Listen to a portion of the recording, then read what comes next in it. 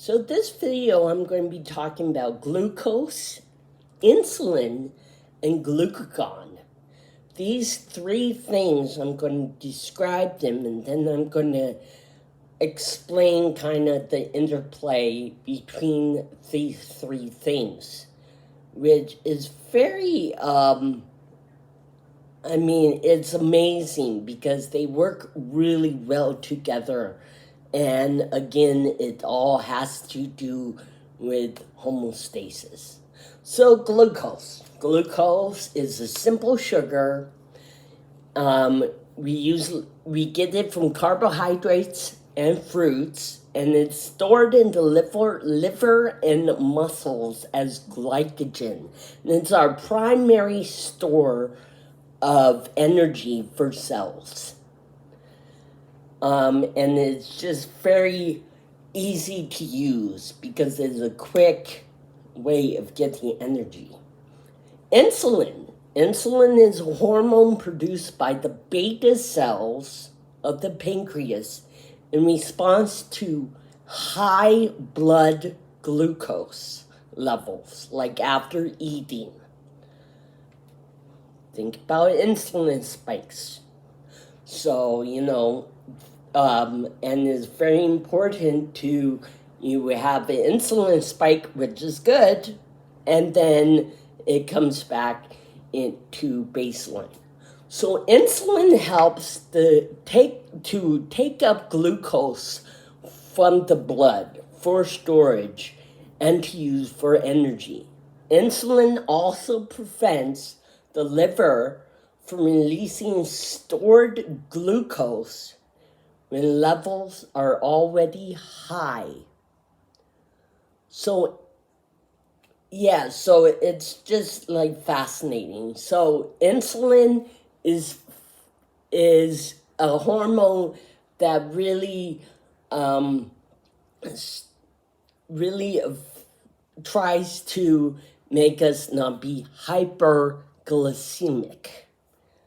So glucagon is a hormone released by the alpha cells of the pancreas in response to low blood glucose levels, like between meals, fasting, like after you wake up in the morning. It's glucagon that is released after you wake up from sleeping, from having to fast when you're sleeping. So it raises blood glucose by stimulating the release of glucagon, of glucose.